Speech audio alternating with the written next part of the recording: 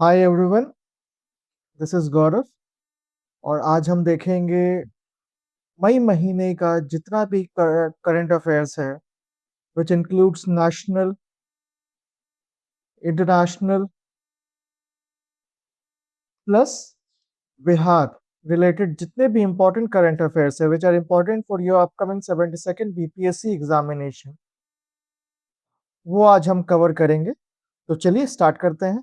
आज का हमारा क्लास, हमारा पहला एमसीक्यू देखते हैं। तो हमारा पहला एमसीक्यू है, अंडर द नानाजी देशमुख सर्वोत्तम पंचायत सतत विकास पुरस्कार 2025, which of the following pairs is are correctly matched? First, best district panchayat is Sifazila Tripura. Second, best gram panchayat Telkup Bihar. Best block panchayat Haripat Kerala.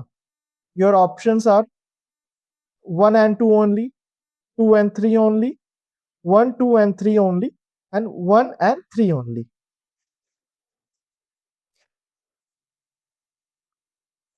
This नानाजी देशमुख सर्वोत्तम पंचायत सतत विकास पुरस्कार actually जो हमारा नेशनल पंचायत अवार्ड्स है, national panchayat awards,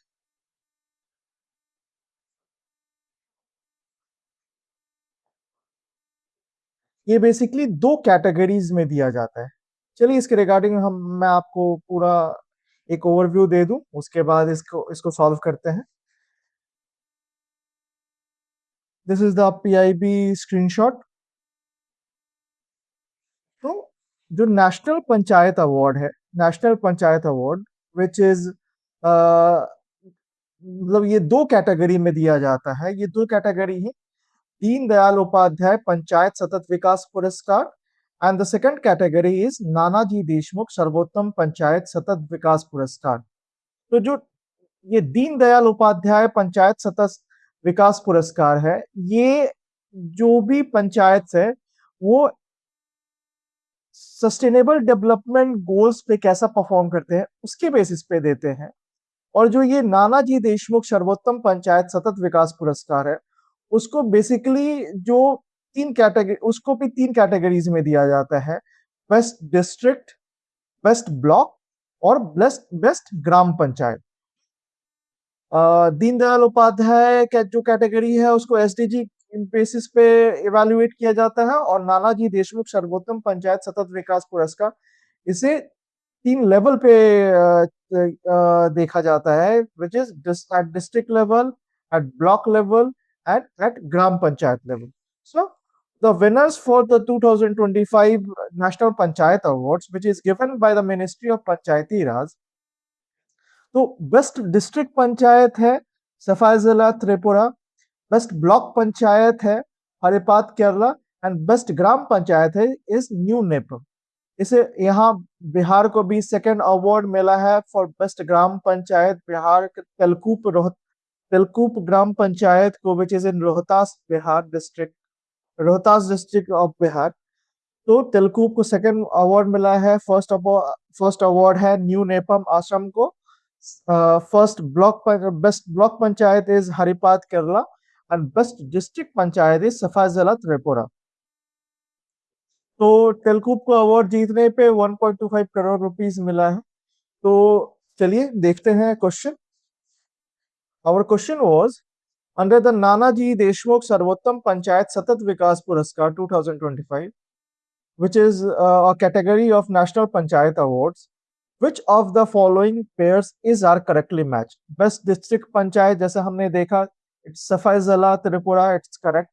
Best Gram Panchayat was not Telkup, it wasn't Telkup, it was it was New Nepam, Assam. Assam का New Nepam को Best Gram Panchayat, Bihar best gram panchayat new Nepam को मिला है। Telugu Bihar was second, not the first, and the best block panchayat is Haripat Kerala, which is correct statement. So second one is wrong, 1 and 3 are correct answers, so 1 and 3 B option is correct. चलिए second question देखते हैं। Second question is also regarding national panchayat award 2026 में ये 2000 जो मैंने पिछले question को हमने जो पिछला क्वेश्चन देखा था, it was about national panchayat awards 2025। National panchayat awards 2026 में कुछ स्पेशल कैटेगरीज में भी अवार्ड्स मिले हैं। 2026 के स्पेशल कैटेगरी में ये अवार्ड मिले, स्पेशल कैटेगरी। सो इसके रिगार्डिंग ये क्वेश्चन देख लेते हैं। और इसके रिगार्डिंग मैं 25 के रिगार्डिंग कुछ और फैक्ट्स बताऊं। इसमें लगभग 17 स्टेट और यूटीज के 42 पंचायतों को अवार्ड मिला, जिसमें टॉप स्टेट वाज कर्नाटका जिसने 6 अवार्ड जीते थे, और आंध्र प्रदेश एंड उड़ीसा ने 5-5 अवार्ड जीत के दूसरे नंबर पे उन्होंने अपना स्थान रखा है। ये अवार्ड 3 जून को न्यू दिल्ली में दिया जाएगा। और वो 2026 के रिगार्डिंग जो स्पेशल कैटेगरी का अवार्ड है उसके रिगार्डिंग ये क्वेश्चन है। The question is, which gram panchayat secured the third position nationally under the Climate Action Special Panchayat Award on the National Panchayat Award 2026? मतलब एक स्पेशल कैटेगरीज है, 3 special categories में awards दिया गया है। वो 3 स्पेशल कैटेगरीज है, climate action special panchayat award, आत्मनिर्भर panchayat award, and the third category is panchayat क्षमता निर्माण सर्वोत्तम संस्थान पुरस्कार। इन तीनों में आंध्रा ने बेस्ट परफॉर्म किया है। आंध्रा ने दो अवार्ड्स में first position, which was in climate action special panchayat award में कांदुलरवी पाले ग्राम पंचायत चित्तूर को फर्स्ट प्राइज मिला, और इन पंचायत क्षमता निर्माण सर्वोत्तम संस्थान पुरस्कार में district panchayat resource centre Chittoor को फर्स्ट प्राइज मिला, एंड आत्मनिर्भर पंचायत में चित्तूर गॉट सेकंड प्राइज। तो ये जो climate action special panchayat award में बिहार के Madhua gram panchayat which is in Sitamarhi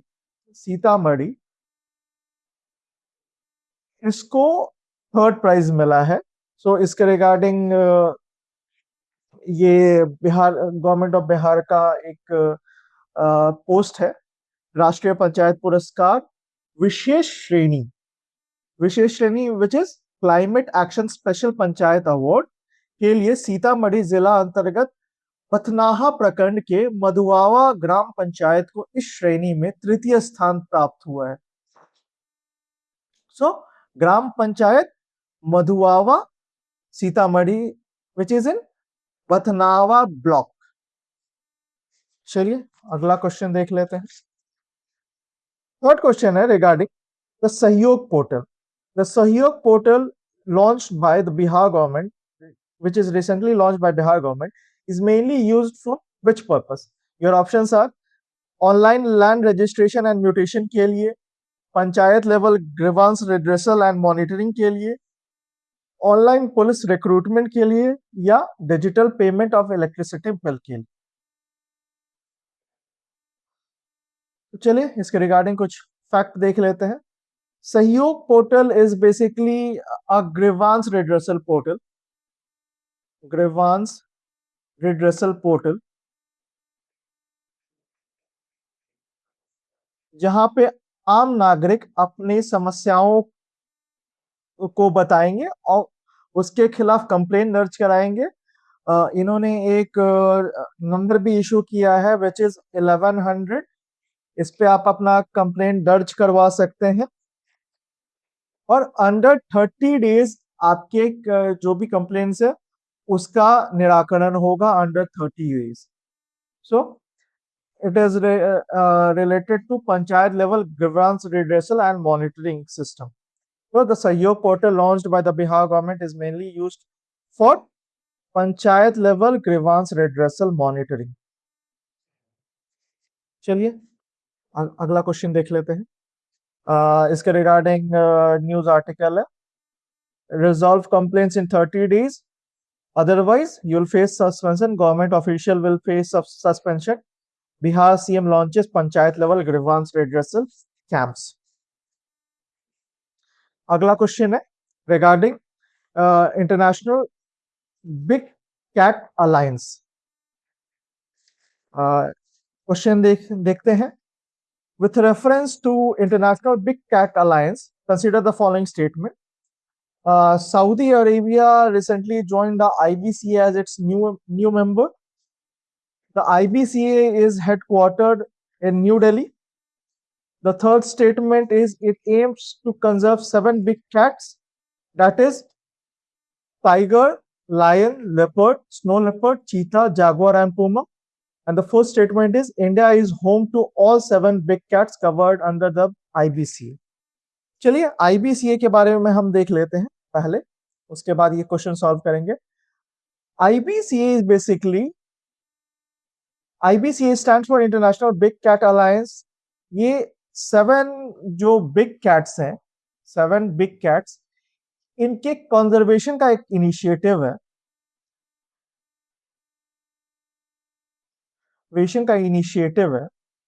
ये 7 बिग कैट्स कौन कौन से हैं? These 7 big cats are tiger, lion, leopard, snow leopard, cheetah, jaguar and puma, जिसमें से ये 5 species of cats, that is tiger, lion, leopard, snow leopard and cheetah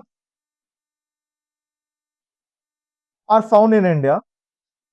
चीता मतलब चीता 1952 में एक्सटिंक्ट हो गया था, बट recent government efforts से in 2022 it was reintroduced at Kuno National Park. Kuno National Park, which is in Madhya Pradesh. So, International Big Cat Alliance है basically India-led global conservation initiative. इसके regarding हम कुछ facts देख लेते हैं। IBCA is a treaty-based intergovernmental international organization created for the conservation of big cats. ये 9 अप्रैल 2023 को इसको लॉन्च किया गया था। प्रोजेक्ट टाइगर के 50 इयर्स को हम लोग सेलिब्रेट कर रहे थे, तब ये लॉन्च किया गया था। इसे रेटिफाई किया गया था और 23 जनवरी 2025 को इसका हेडक्वार्टर्स इंडिया में है। फोकस क्या है? 7 बिग कैट्स के कंजर्वेशन को। Then conservation focus 7 big cats: tiger, lion, leopard, snow leopard, cheetah, jaguar, puma. Jaguar and puma are not found in India. These 2 species are found in Americas. Okay. Basically jaguars are found in Central and South America.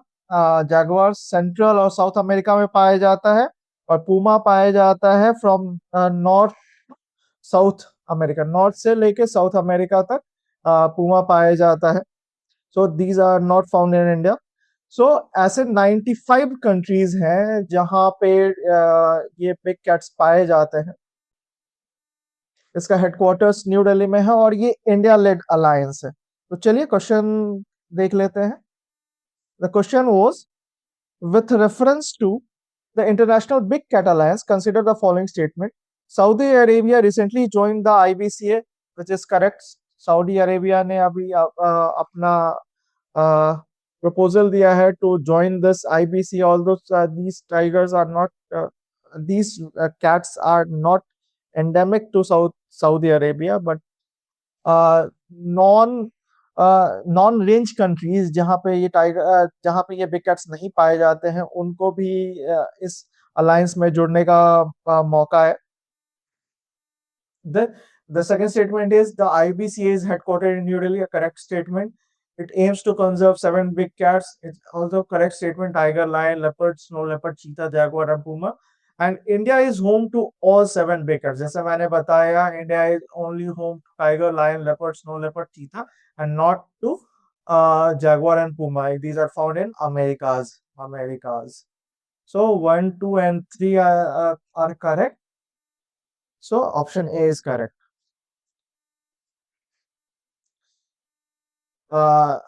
This ये question important क्यों हो जाता है, क्योंकि अभी IBCA का एक summit होने वाला था। Summit summit is going to be in Delhi, held in Delhi, which was postponed because there was Ebola outbreak in Africa.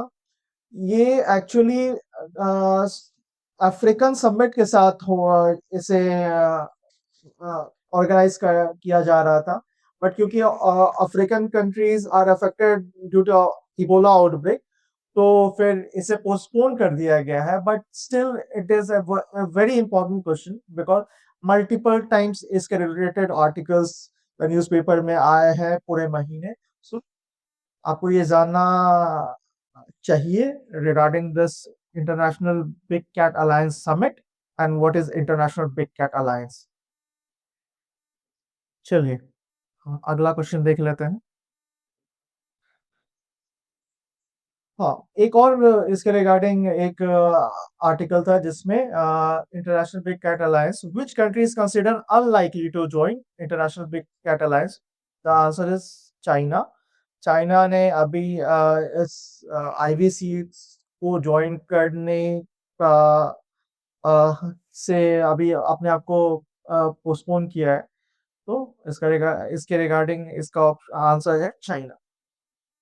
China is considered unlikely to join international big cat alliance. चलिए, अगला question देख लेते हैं। Which Indian state has earned nationwide recognition as Cheetah State? Cheetah State under the project Cheetah. Your options are Rajasthan, Gujarat, Madhya Pradesh, and Maharashtra. 1952 में cheetahs of India, Indian cheetah got extinct. So उसके बाद इन्हें reintroduce किया गया in the state of Madhya Pradesh at Kuno national park under project cheetah. In 2022 project चीता launched 8 चीता from Namibia. First batch 8 चीता को लाया गया था फ्रॉम नामीबिया। सेकेंड बैच में 12 चीता को लाया गया था from south Africa, and recently 9 चीता को बोट्सवाना से लाया गया है। So that's why Indian state of Madhya Pradesh is known as the cheetah state of India. The answer for this is Madhya Pradesh. Madhya Pradesh has earned recognition as cheetah state. This is linked to the project Cheetah. Cheetah in India species इसका reintroduce किया गया था after 1952 extinction। 2022 में इसको reintroduce किया गया था at Kuno National Park. So 2 female cheetah from Botswana were released into an open forest at Kuno. Indian cheetah that was extinct in 1952 और reintroduce किया गया था 2022 में। इसके रिगार्डिंग एक और इम्पोर्टेंट फैक्ट है, the second home for cheetah is going to be Banni grasslands. Banni grassland which is in Kutch, Gujarat. इसको प्रोबेबल सेकेंड हैबिटेट ऑफ चीता बनाया जा रहा है, दैट इज बनी ग्रासलैंड। तो ये कहाँ है? गुजरात के कच्छ में। चीता स्टेट ऑफ इंडिया कौन सा है? Madhya Pradesh. Madhya Pradesh is the cheetah state of India because of the presence of Kuno national park. तो चलिए अगले क्वेश्चन को देखते हैं। With reference to the coastal flood monitoring system installed by NCOIS, consider the following statements. The first statement is the second CFMS was installed near Kollam Harbour, Kerala. The second statement is Kalakadal refers to sudden swell surges generally caused by distant storm in South Indian Ocean. The third option is INCOIS is headquartered in Hyderabad and functions under the Ministry of Earth Sciences. And fourth option is the first CFMS was deployed at Kochi. इसके regarding options है 1, 2 and 3, 1 and 4, 2, 3 and 4, और option D is 1, 2, 3 and 4.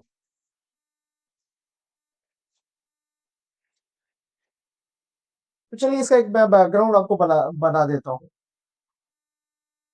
एक term है कला cuddle. कला cuddle basically means it is a Malayalam phrase. इसका literal meaning होता है सी that arrives like a thief. इसका ये मीनिंग है. अब ऐसा क्यों है, ये रिसेंटली न्यूज में क्यों है? एक्चुअली जो हमारा इंडियन पेनिनसुलर एरिया है, साउथ का जो ये केरला और तमिलनाडु के जो स्टेट्स हैं, these got affected by this phenomena, that is कला कडल. होता ये है कि जो सदर्न इंडियन ओशंस में जितने भी डिस्टेंस स्टॉर्म्स हैं, इनके कारण जो वेव्स जनरेट होते हैं, तो ये जो कोस्टल एरियाज हैं वो लॉन्ग डिस्टेंस ट्रैवल करके इस कोस्टल एरियाज को इम्पैक्ट करते हैं, जिसके कारण कोस्टल फ्लडिंग होता है. ये वेव्स सडनली अराइव करते हैं विदाउट एनी अलर्ट, कोई अलर्ट नहीं, कोई इसका प्रिकर्सर नहीं होता है. जैसे सुनामी में हमें फिर भी अलर्ट मिल जाता है, बट इस अपसर्ज में, जिसको कलाकडल कहते हैं, जिसको सडन स्वेल अपसर्जेस कहते हैं, स्वेल सर्जेस जिसको टर्म जिसको कहा जाता है, Kallakkadal swell surges. These waves arrives मतलब बिना किसी अलर्ट के ये आ जाते हैं और कोस्टल एरियाज को, mainly coastal areas of Kerala and Tamil Nadu, इससे अफेक्ट होते हैं. इससे इश्यूज क्या क्या है? Coastal flooding. कोस्टल फ्लडिंग होता है. Kallakkadal refers to sudden and powerful swell surges. मैंने जैसे बताया कि सदर्न इंडियन ओशन से जो स्टॉर्म्स के कारण जो वेव्स जनरेट होते हैं वो कोस्टल एरियाज को अफेक्ट करते हैं. सो उसके कारण स्वेल वेव्स वहां पे आते हैं, so which leads to coastal flooding. So these swell surges are generally caused by distant storm in southern Indian Ocean. Such swell can travel thousands of kilometers and affect the Kerala coast. In fact, it affects Tamil Nadu as well. तो इसको रोकने के लिए INCOIS, which stands for Indian National Center for Ocean Information Services, ने CMFS install किया, coastal flood monitoring system. Coastal flood monitoring system के through इन जो भी स्वेल सर्जेस है, इसका एक अलर्ट जारी किया जाएगा. जो कोस्टल एरियाज में रह रहे लोग हैं उनके लिए ये अलर्ट जारी हो जाएगा. मतलब 3 दिन पहले ये अलर्ट जारी हो जाएगा ताकि लोग सावधान हो जाएं. तो INCOIS के रिगार्डिंग कुछ फैक्ट्स देख लेते हैं. INCOIS stands for Indian national centre for ocean information services. इन्होंने ये CFMS इंस्टॉल किया. तो जो CFMS, ये पहला CFMS नहीं है, coastal flood monitoring system. It is second coastal flood monitoring system which is installed at which is installed which is installed at Kollam Harbor, Kerala में सेकंड को इंस्टॉल किया है. This is correct statement. Palakadal refers to sudden swell surges generally caused by distant storm in southern Indian Ocean. INCOIS के बारे में मैं बता रहा था. INCOIS stands for Indian National Center for Ocean Information Services. ये करती क्या है? ये प्रोवाइड करती है round the clock monitoring and warning services for coastal population. Tsunami, storm surges, high waves, यही हाई वेव्स है, स्वेल सर्जेस के बारे में अलर्ट और वार्निंग जारी करती है. ये राउंड द क्लॉक मॉनिटरिंग करती है. इसके रिगार्डिंग उन्होंने और इसका हेडक्वार्टर है आपका हैदराबाद में, और ये मिनिस्ट्री ऑफ अर्थ साइंसेस के अधीन काम करती है। और इन्होंने सेकंड सीएफएमएस इंस्टॉल किया है कोलम हार्बर केरला। कोलम हार्बर केरला में इन्होंने इंस्टॉल किया था। और फर्स्ट सीएफएमएस इन्होंने इंस्टॉल किया था विजिंजम विजिंजम विजिंजम में इन्होंने फर्स्ट इंस्टॉल किया था। तो चलिए क्वेश्चन देख लेते हैं। The second CFMS was installed near Kollam Harbor. Correct statement. Kallakadal refers to the sudden swell surges. ये अभी रिसेंटली बहुत इनका जो फ्रीक्वेंसी है, ये स्वेल स्वेल सर्जेस का फ्रीक्वेंसी है, ये जो बहुत बढ़ गई है, हैज इंक्रीज, जिसके कारण इन्होंने सेकेंड सीएमएफएस इंस्टॉल किया है। तो first was installed in Vizhinjam Vizhinjam not deployed in Kochi. ये स्टेटमेंट गलत है, बाकी तीनों स्टेटमेंट गलत सही है। INCOIS is headquartered in Hyderabad, it is indeed headquartered in Hyderabad and functions on ministry of earth sciences. So हमारा पहला तीन स्टेटमेंट सही है, 1 2 एंड 3 सही आंसर, मतलब सही ऑप्शन है। Fourth one is incorrect, so 1 2 and 3। चलिए अगला क्वेश्चन देख लेते हैं। Which Indian city is set to become the first city to institutionalize a low emission zone LEZ? को कौन सा सिटी इंस्टीट्यूशनलाइज कर रहा है? Your options are Delhi, Pune, Bengaluru और मुंबई। ये लो एमिशन जोन होता क्या है? Low emission zone basically is a zone in the city जहां पे जो हैवी पॉल्यूटिंग व्हीकल्स हैं, heavy polluting vehicles,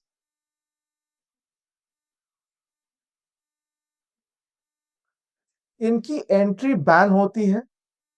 entry is ban, और if they enter they get charged, इन्हें पेनल्टी देनी पड़ती है। लो इमिशन जोन नया कोई कॉन्सेप्ट नहीं है, इसका इसका एक पर्टिकुलर हिस्ट्री है। It was in first implemented in 1996। चलिए इसके रिगार्डिंग कुछ फैक्ट्स देख लेते हैं।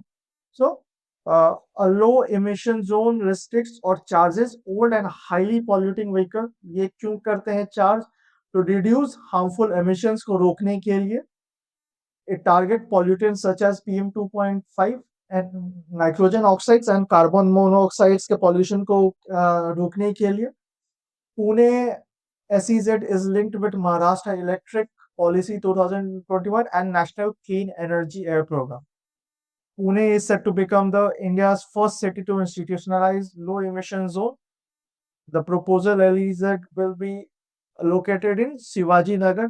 एक पोर्शन जो पुणे का जो लो एमिशन जोन हुआ है, it will be targeted at Shivaji Nagar. Highly polluted zone है वहाँ पुणे का। So LEZ stands for low emission zone. So इसका आंसर है Pune.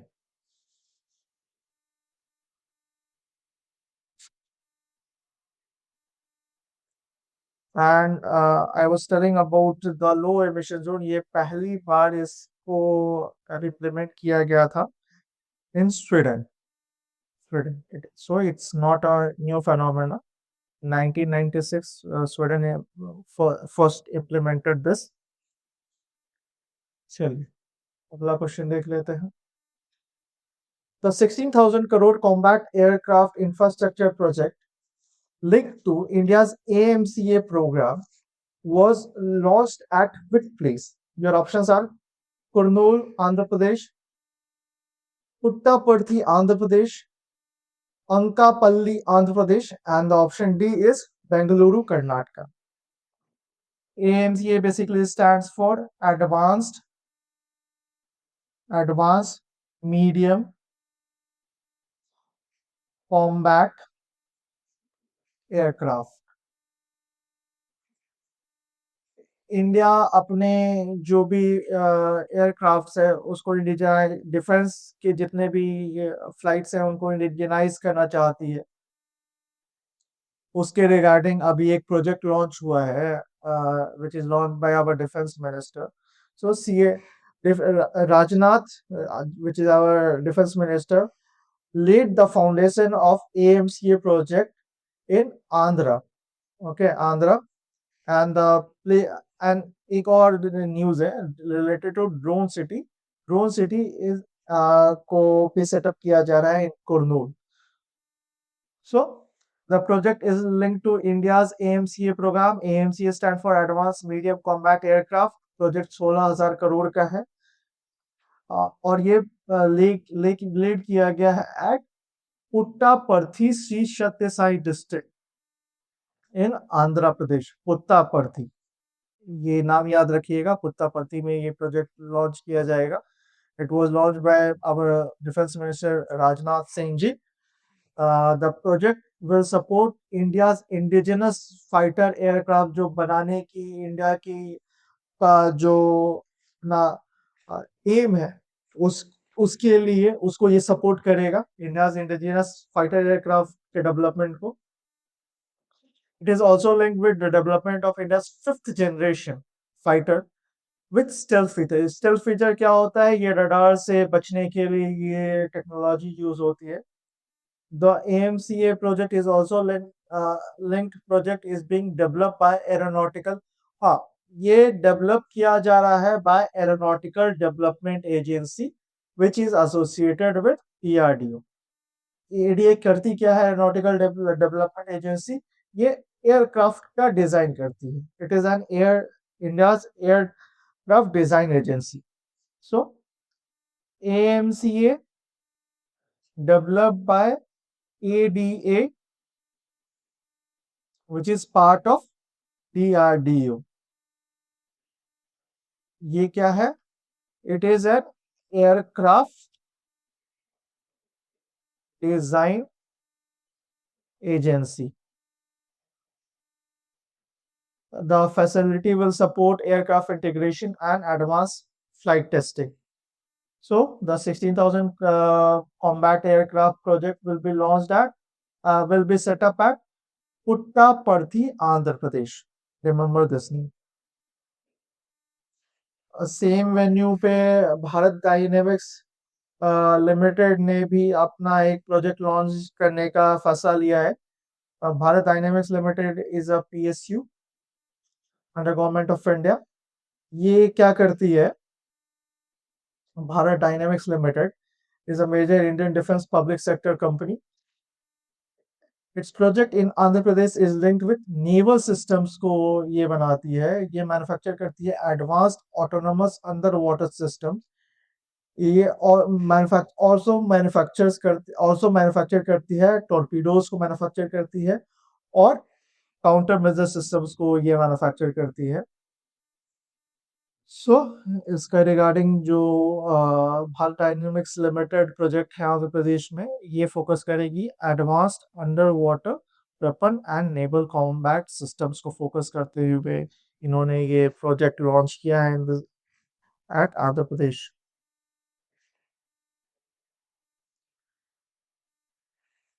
Which company's subsidiary Agnestra will manufacture advanced weapon systems in Andhra Pradesh?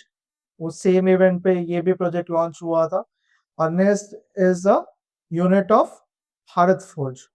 तो भारत फोर्ज में का ये सब्सिडियरी है। It will manufacture advance weapon system in Andhra Pradesh. So यही आपको आप आपके लिए काफी इतना information. Agneyastra is a subsidiary of Bharat Forge and it will manufacture advanced weapon system in Andhra Pradesh। So Bharat forge का ये सब्सिडियरी है।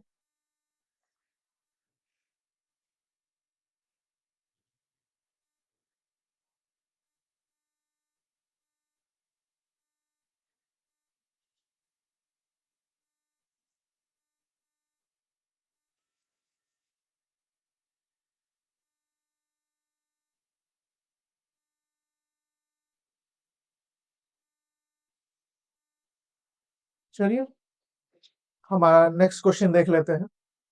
It's regarding Bihar first anti narcotics trade force, sorry anti narcotics task force. Bihar first anti-narcotics task force has been formed in which district? Your options are Patna, Gaya, Kishanganj and Purnia. चलिए इसके regarding कुछ facts देख लेते हैं, उसका इसको solve करते हैं। तो ये रिसेंटली न्यूज में था, किशनगंज में एंटी नारकोटिक्स टास्क फोर्स का गठन, मादक पदार्थों की तस्करी रोकने के लिए पुलिस की पहल। सो जो bordering districts of Bihar is impacted with drug trafficking networks. ये क्या ड्रग ट्रैफिकिंग में क्या करते हैं? It will conduct drug traffickers क्या करते हैं दैट ये पेडलर्स, सप्लायर्स, फाइनेंसियर्स और किंगपिन्स को ये जो टास्क फोर्स है ये टारगेट करेगी। So Bihar first anti narcotics task force कहाँ आएगा? किशनगंज में आएगा। किशनगंज वेस्ट बंगाल का बॉर्डरिंग डिस्ट्रिक्ट है, वेस्ट बंगाल का बॉर्डरिंग डिस्ट्रिक्ट है, ये नेपाल के साथ भी बॉर्डर शेयर करता है, इसीलिए सेंसिटिव हो जाता है क्रॉस बॉर्डर क्राइम्स के लिए। ये जो टास्क फोर्स का जो गठन हुआ है वो फोकस करेगी ड्रग ट्रैफिकिंग नेटवर्क्स के ऊपर, and it will conduct intelligence led operations. It will target peddlers, जो भी पेडलर्स ऑफ ड्रग्स हैं, जो सप्लायर्स हैं, जो फाइनेंसर्स हैं, जो किंगपिन्स हैं इस ड्रग ट्रेड के, उनको मद्देनजर रखते हुए ये टास्क फोर्स बनाया गया है। ये फोर्स कंसिस्ट करेगी 12 ट्रेंड पुलिस पर्सनल को। So the main law linked with narcotics control is the NDPS act 1985। So the district जहाँ पे ये एंटी नारकोटिक्स टास्क फोर्स का गठन हुआ है वो है Kishanganj. The correct answer is Kishanganj. चलिए अगला क्वेश्चन देख लेते हैं। Which state recently registered the country's first criminal prosecution case under the Uniform Civil Code framework? Your options are Gujarat, Uttarakhand, Uttar Pradesh, and Himachal Pradesh.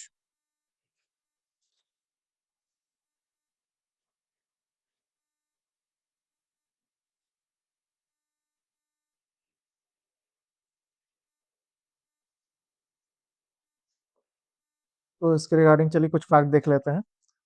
Recently, Uttarakhand registered the country's first criminal prosecution case under UCC framework. UCC framework के अंदर उत्तराखंड पहला राज्य बन गया है जो country का first criminal prosecution case under UCC जहां दर्ज हुआ है। UCC stands for uniform civil code. It is linked with article 44। Article 44 is a DPSP. Article 44 of Indian Constitution directs the state to secure uniform civil code for all citizens throughout India, found in Part 4 of Part 4 क्या है? Part 4 है अपना DPSP, Directive Principle of State Policy. DPSP are not just justiciable. इसके guiding principles aimed at underlying diverse personal family laws. ये किस चीज पे ये दर्ज हुआ है? The case was registered in Roorkee. Roorkee में ये केस को दर्ज किया गया है, हरिद्वार डिस्ट्रिक्ट के रुड़की में इसको दर्ज किया गया है। The complaint involve a matrimonial dispute और dowry harassment case. So it was Uttarakhand. Which state recently registered? So the answer is Uttarakhand. चलिए अगला क्वेश्चन देख लेते हैं। Under the Chief Election Commissioner and Other Election Commissioners Act 2023, who is the third member of selection committee apart from the Prime Minister and the leader of opposition in the Lok Sabha? Your options are A. Chief Justice of India, B. Speaker of Lok Sabha, C. Union Cabinet Minister nominated by the Prime Minister, and D. Chief Election Commissioner. चलिए ये मुद्दा आया कैसे, इसके regarding कुछ facts देख लेते हैं। एक्चुअली इसके रिगार्डिंग सुप्रीम कोर्ट में डिस्कशन चल रहा है linked with the appointment of chief election commissioner and election commissioner के जो अपॉइंटमेंट है इसके रिगार्डिंग एक डिबेट चल रही है सुप्रीम कोर्ट में कि अगर ये जो इलेक्टिंग बॉडी है of chief election commission, it is composed of the selection committee includes the prime minister, leader of opposition in the Lok Sabha, and the third member is union cabinet minister. तो जब दो members हैं आपके cabinet के, that is prime minister, तो हमेशा आपकी ही बात सुनी जाएगी। तो लीडर ऑपोजिशन के होने के बावजूद भी उसका कोई इम्पैक्ट नहीं है, हमेशा जो कैबिनेट चाहेगा, क्योंकि सीईसी जो इलेक्शन कमीशन है एक इंडिपेंडेंट बॉडी है जो फ्री और फेयर इलेक्शंस करवाती है भारत में। उस पे अगर एग्जीक्यूटिव मेजॉरिटी का डोमिनेंस हो जाएगा तो उसके जो इंडिपेंडेंस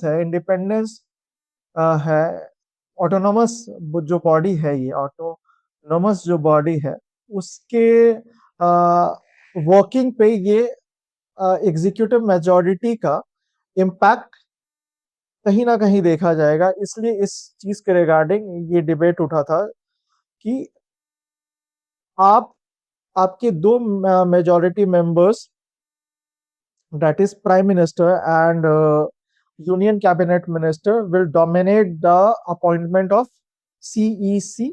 तो ये कहीं ना कहीं बायसनेस को इंडिकेट करता है। So the question was, under the Chief Election Commissioner and Other Election Commissioner Act 2023, who is the third member of selection committee apart from the prime minister and the leader of opposition in the Lok Sabha? The correct answer is union cabinet minister nominated by the prime minister. इससे पहले जब ये act नहीं बना था तो एक ad hoc basis पे एक सिलेक्शन कमेटी चलती थी जिसमें it was composed of prime minister, CJI CJI and LOP. फिर कोर्ट ने कहा कि नहीं, एक एक्ट बना के आप इसको सॉर्ट आउट कीजिए, एक परमानेंट सिलेक्टिंग कमेटी बनाइए। तो गवर्नमेंट ने एक्ट बना के prime minister, leader of opposition plus एक कैबिनेट मिनिस्टर्स का एक सिलेक्टिंग कमेटी बनाया जो chief election commissioners and other election commissioner को अपॉइंट करती है। The concern was that it may create a 2:1 executive majority। तो एग्जीक्यूटिव मेजोरिटी का डोमिनेंस आ जाएगा। इसी चीज को के रिगार्डिंग सुप्रीम कोर्ट में डिबेट चल रहा था। So that was a question. अगला क्वेश्चन है, the supreme court recently launch Su Sahay is related to which of the following? Your options are online recruitment portal for judicial officers, AI powered assistance chatbot for court related services. Third option is digital payment system for court fee only. And the fourth option is online platform for police case diary submission. तो चलिए इसके regarding कुछ fact देख लेते हैं। सू सहाय was launched by the Supreme Court. It was an initiative launched by CJI, which is our CJI is Justice Suryakant. It is an AI-powered assistance chatbot and it is integrated to Supreme Court website को के साथ इसको integrate कर दिया गया है। इसका purpose क्या है? पर्पस है जो भी लिटिगेट्स है उनको कोर्ट रिलेटेड जितने भी सर्विसेज है उसको उनको इस एक पोर्टल पे एक चैटबॉट के थ्रू दिया जाएगा। Its purpose is to help litigate access court-related services. So the answer is the Supreme Court recently launched the Sue Sahai portal, which is AI-powered assistant chatbot for court-related जितने भी services है उसके related ये chatbot है। उसके regarding assistance provide किया जाएगा। जो भी litigants हैं उनको कोई भी सहायता चाहिए होगी उसके लिए ये असिस्टेंट चैटबॉट है। एक और सुप्रीम कोर्ट ने एक और ये लॉन्च किया है, that is one case one data.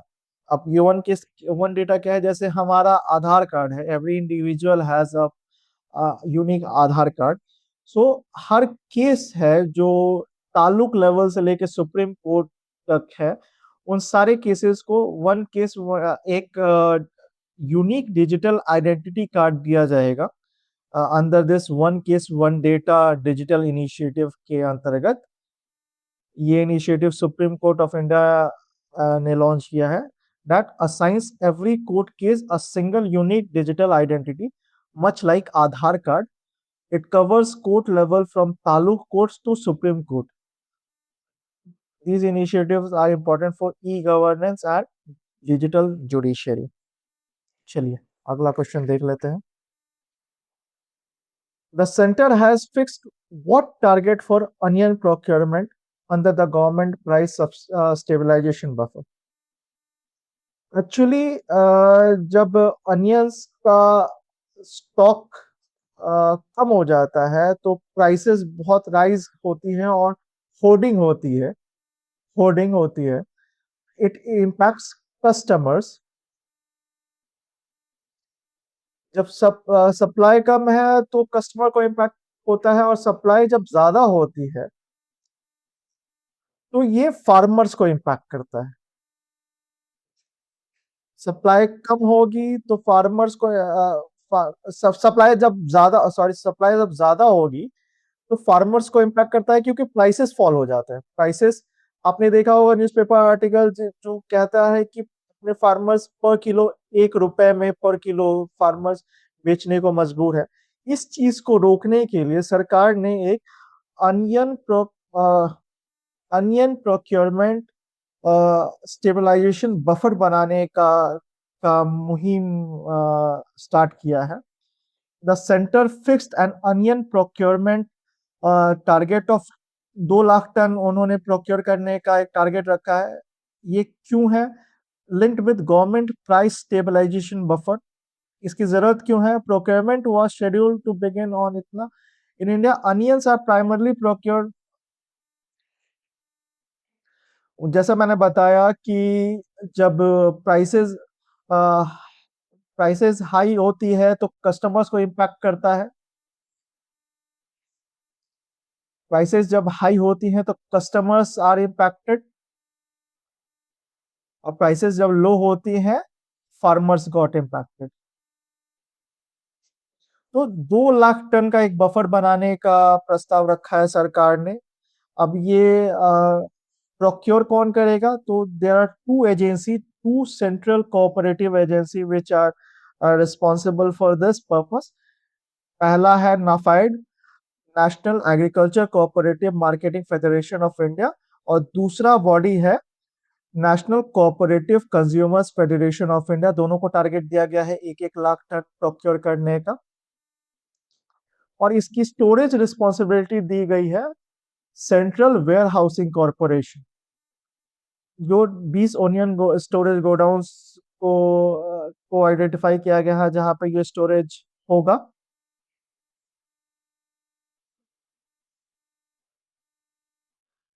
मैंने जैसा बताया बफर प्रोक्योरमेंट जो है ये क्या करता है? ये help protect farmer during price crisis and consumers during price rise. इसी से बचाने के लिए ये मुहिम सरकार की स्टार्ट की गई है। तो प्रोक्योर कौन करेगा? नाफाइड करेगा और एनसीसीएफ करेगा। और ये स्टोर कहाँ होगा? It will be stored at central warehousing corporation.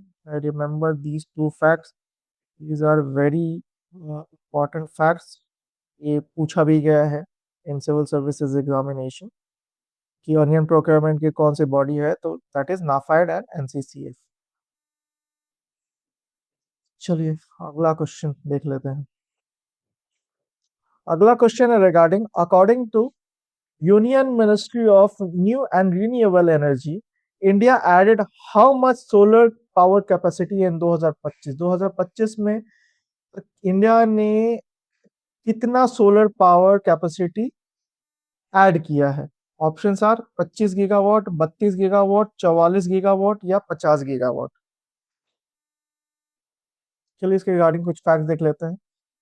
India added 44 gigawatts of solar power capacity 2025 में। This was a record solar power capacity. India's total installed solar power capacity is 150 gigawatt. The information was highlighted by the Union Ministry of New and Renewable Energy.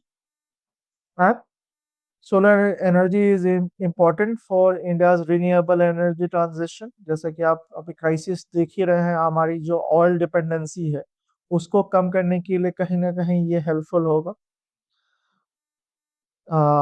Reduce dependence on fossil fuel. It supports India's climate commitments को भी ये support करता है. और ये PM सूर्य इसको implement करने के लिए पीएम सूर्य घर योजना, जिसमें मुफ्त बिजली योजना सपोर्ट्स रूफटॉप सोलर इंस्टॉलेशन के लिए गवर्नमेंट सब्सिडी देती है. So the production linked incentive, इससे आप क्या है ग्रिड के साथ जुड़ सकते हैं. आप अपने घर में इंस्टॉल करके ग्रिड के साथ जुड़ सकते हैं, और जितना एक्स्ट्रा अगर आपका यूज का इलेक्ट्रिसिटी नहीं है वो आप ग्रिड को बेच भी सकते हैं. सो अंदर पीएम सूर्य घर योजना, मुफ्त बिजली योजना, ये स्कीम है ऑफ गवर्नमेंट ऑफ इंडिया. ये क्यों है? To reduce dependence on fossil fuel and support India's climate commitments. So the option, the answer is 44 gigawatt. So Union Ministry of New and Renewable Energy India added 44 gigawatts power capacity in 2025. इसके regarding ये article है. India added record 44 gigawatt solar capacity in 2025. Union Ministry informs Thane BSNG. चलिए अगला question है. It is regarding paper tantrum. अभी आपने देखा होगा rupee is depreciating, Indian rupee is depreciating. इसके पीछे का रीजन है जो फॉरेन इंस्टीट्यूशनल इन्वेस्टर्स है इनका इनका वापस जाना. मतलब इन्होंने जो भी इन्वेस्ट किया है इंडियन शेयर मार्केट्स उसका वापस खींचना. तो चलिए पहले क्वेश्चन देख लेते हैं, उसके बाद मैं आपको पूरा सिनेरियो समझाता हूँ क्या है. With reference to the taper tantrum, consider the following statement. It is caused by expectation of reduction in central bank bond purchases. The 2013 taper tantrum was linked to the US Federal Reserve. It generally causes the capital inflow into emerging markets. Or the fourth option is weak external balance increase vulnerability to taper tantrum. Which of the following given above are correct? Which of the following statements given above are correct? 1, 2 and 4 only, 1 and 3 only, 2, 3 and 4 only, या D 1, 2, 3 and 4. चलिए मैं आपको paper tantrum होता क्या है ये मैं समझा देता हूँ आपको. इसकी पूरे एक बैकग्राउंड आपको देता हूँ. 2008 में जब सब प्राइम क्राइसिस आया था इन यूएस, तो इससे उबरने के लिए वहां के फेडरल बैंक ने क्वांटिटेटिव ईजिंग अपनाया था. क्वांटिटेटिव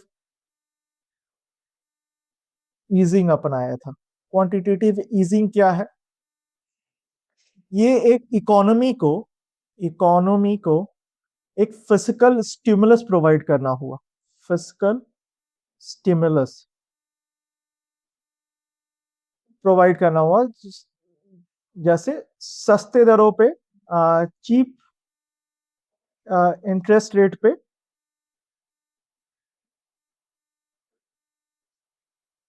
लोन्स प्रोवाइड करना. तो जब ये लोन्स प्रोवाइड किए जाते हैं तो इकोनॉमी में लोग इन्वेस्ट करते हैं, जिससे ग्रोथ बढ़ती है, which leads to growth in the economy. तो 2008 में जब इन्होंने क्वांटिटेटिव ईजिंग की थी तब तो माहौल बहुत गड़बड़ था. बट 2013 आते आते इनकी इकोनॉमी में due to this quantitative easing inflation आना स्टार्ट हो गया. इन्फ्लेशन मतलब वहां डिमांड बहुत ज्यादा थी, सप्लाई बहुत कम था. तो उस चीज को रोकने के लिए इकोनॉमी में एक मिनट यूएस जो गवर्नमेंट है, US federal federal federal US federal bank में 2013 में जो क्वांटिटेटिव ईजिंग है इसको रोक दी। क्वांटिटेटिव ईजिंग रोक के उन्होंने क्या किया, जो भी बॉन्ड वो लोग परचेज कर रहे थे, बॉन्ड परचेज करने से होता क्या है, बॉन्ड परचेज करने से इकोनॉमी में लिक्विडिटी को इन्फ्यूज किया जाता है। मतलब अगर बैंक जो गवर्नमेंट के बॉन्ड्स है उनको परचेज कर रही है तो उसके एवज में पैसा इकोनॉमी पे पंप करती है। बट 2013 में वो उन्होंने बंद कर दिया था, जिसके कारण जो एक्चुअली होता ये है कि जब ये चीप लोन्स मिल जाते हैं तो जो इंस्टीट्यूशनल इन्वेस्टर्स हैं वो जितने भी जो डेवलपिंग इकोनॉमीज हैं वहां जाके उनके शेयर मार्केट्स में इन्वेस्ट करते हैं। बट जब वो प्रोसेस रिवर्स होता है, क्वांटिटेटिव ईजिंग का प्रोसेस जब रिवर्स होता है और बॉन्ड खरीदना बंद कर देती है बैंक्स, देन यहां से उन फिर वो जो बॉन्ड यील्ड है वो कम हो जाता है और यहाँ से सारा पैसा जब इनको लगता है कि ये जो लोन है वो महंगा होने लगा तो ये जो इंस्टीट्यूशनल इन्वेस्टर्स है ये अपना सारा पैसा वापस लेके जो रुपी में जो इन्होंने डॉलर्स को रुपी में कन्वर्ट करके इन्वेस्ट किया था ये वापस से डॉलर में कन्वर्ट करके वापस लेके ये यूएस की ओर भाग चले जाते हैं। तो इसी फेनोमेना को कहा जाता है taper tantrum. Taper tantrum refers to financial market turbulence. It is caused by expectation that a central bank may reduce bond purchases. Bond purchase करना बंद करेगी तो इकोनॉमी में पैसा कम जाएगा, इकोनॉमी में पैसा कम जाएगा तो लोन्स महंगे होंगे। तो जो इंस्टीट्यूशनल इन्वेस्टर जिन्होंने पैसा लगा के रखा है इन फॉरेन मार्केट्स वो अपना पैसा लेके आप वापस यूएस में आएंगे। तो 2013 में इन्होंने किया था, तभी ये जो टेपर टैंट्रम का जो कॉन्सेप्ट है ये लॉन्च मतलब कॉइन हुआ था। तो चलिए क्वेश्चन देख लेते हैं। With reference to taper tantrum, consider the following statement. It is caused by expectation of reduction in central bank bond purchases. जैसा मैंने बताया बॉन्ड परचेज करना कम कर देती है जिसके कारण पैसा लेके जो उन्होंने इन्वेस्ट किया है इंस्टीट्यूशनल इन्वेस्टर्स ने वो वापस पैसा लेके चले आते हैं, जिसके कारण जब ह्यूज आउटफ्लो ऑफ डॉलर होता है, outflow of dollar from Indian markets, तो इसका इम्पैक्ट होता है और इंडियन रूपी ये डिप्रिशिएट होती है।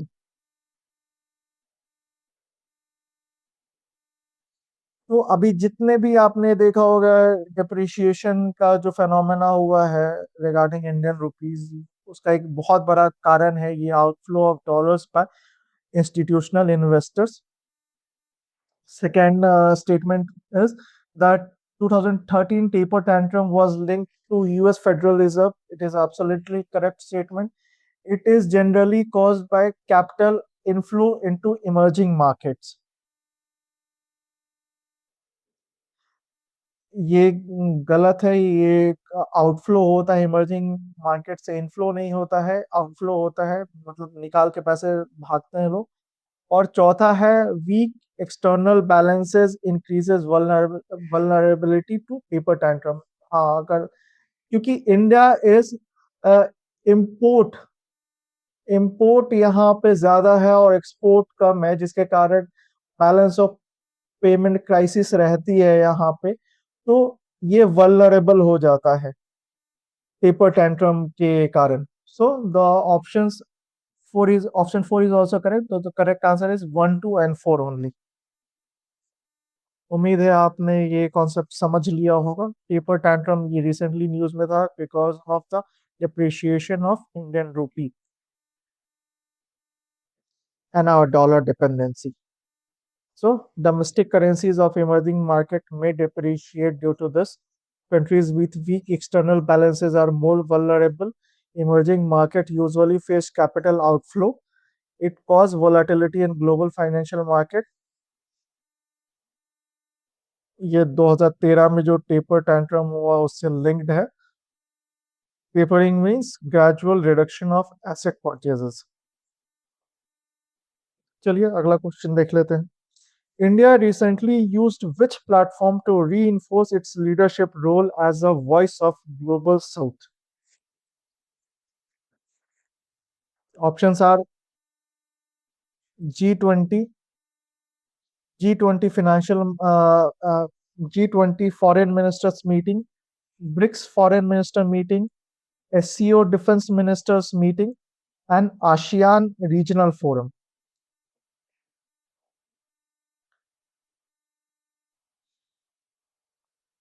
So the correct answer is BRICS foreign ministers meeting. BRICS foreign minister meeting में ही इंडिया ने एज अ लीडरशिप रोल अपनाया था टू वॉइस ऑफ रोल अपनाया था as a voice of global south.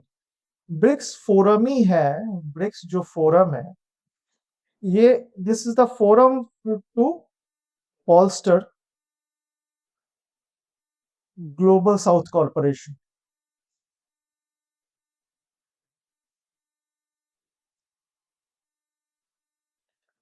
and it also promotes de-dollarization. Dollar की dependency ये लोग खत्म करना चाहते हैं. It is a inter governmental forum. BRICS inter governmental forum.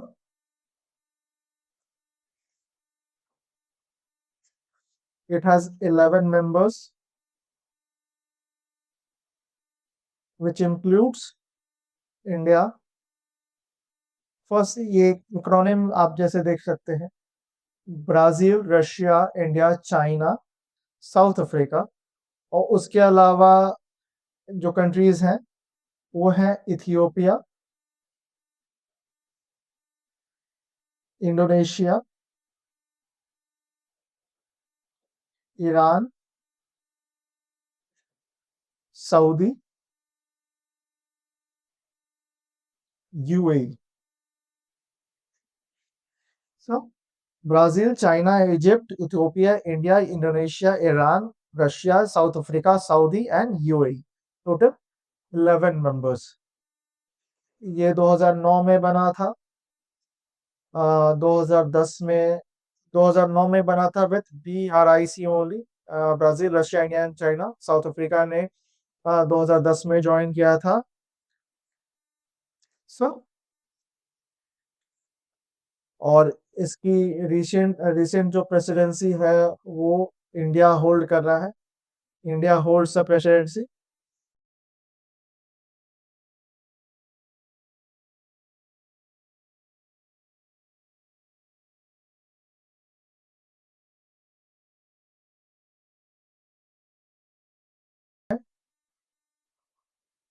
Theme है building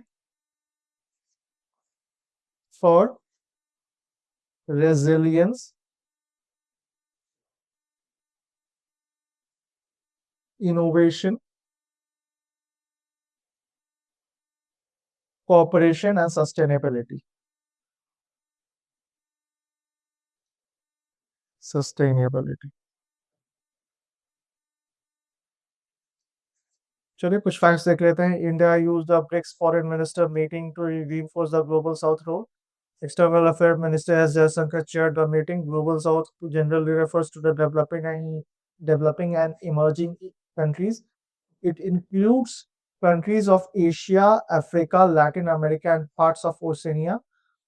India raised concern about the West Asia tension as well, जो अभी आगे वाले क्वेश्चंस में देखेंगे हम अबाउट जो इजराइल ईरान डिस्प्यूट जो चल रहा है. और इजराइल ईरान जो डिस्प्यूट चल रहा है उसके रिगार्डिंग है अगला क्वेश्चन. चलिए देखते हैं. Next question, Israel Palestine conflict के रिगार्डिंग है अगला question. At the BRICS foreign ministers meeting India reiterated its support for which solution. तो जो भी फॉरेन मिनिस्टर मीटिंग हुआ है उसमें India reiterated the two state solution. Two state solution क्या है? The idea is that both states live side by side. They should live within secure and recognized borders. India also called for a sustained ceasefire in Gaza. India supported the humanitarian access. India called for credible pathway to durable peace. इस BRICS foreign minister meetings में ये दो जो चीजें हुई हैं और discuss हुआ है। One, the first one is Israel Palestine का two nation theory, two state solution, और regarding global south, क्या voice of global south leadership role India ने अपनाया है। चलिए अगला क्वेश्चन देख लेते हैं। which institutions which institution recently called for an investigation into the Israel army destruction of civilian home in southern Syria? Your options are International Court of Justice, Amnesty International, United Nations Security Council, International Criminal Court. Your options.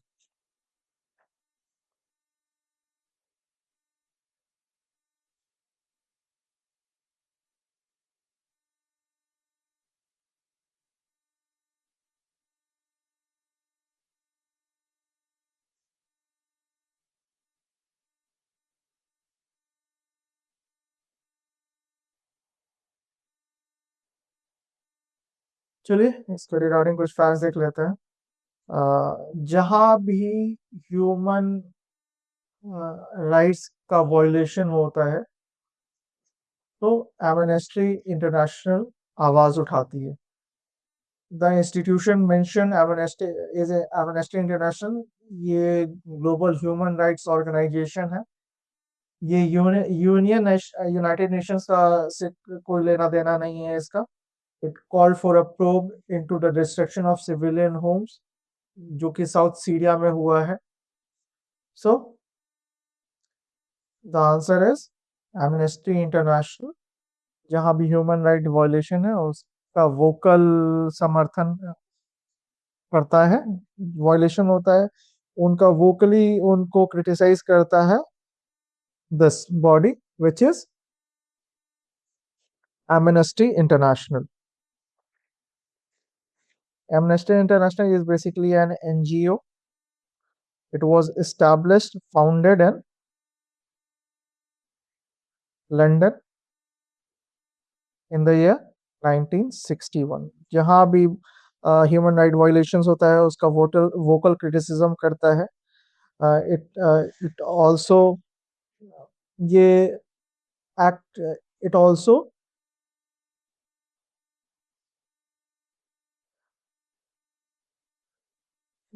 जो ये जो voice उठाता है which is under union universal sorry universal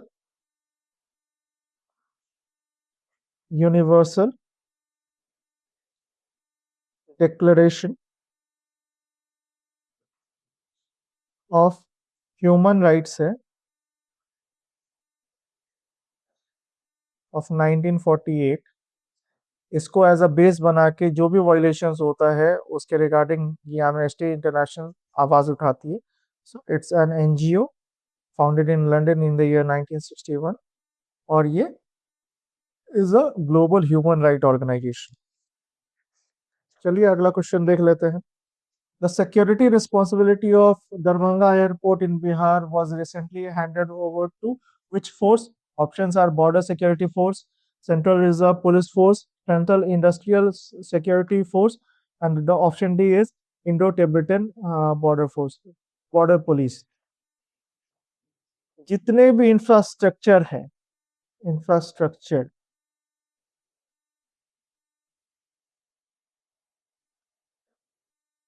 government establishments है, उनको secure करने का काम करती है central industrial security force. So the correct answer is CISF। CISF करेगी ये काम। Darbhanga Airport security was handed over to CISF. CISF stands for Central Industrial Security Force. Is a central armed police force. It functions under the Ministry of Home Affairs, security to airports or government establishments. अगला question है, the tenure of CPI Director Praveen Sood was recently extended by another 1 year. Which authority approves the extension? Options are Central Vigilance Commission, Appointment Committee of the Cabinet, the Union Public Service Commission, and the Ministry of Home Affairs.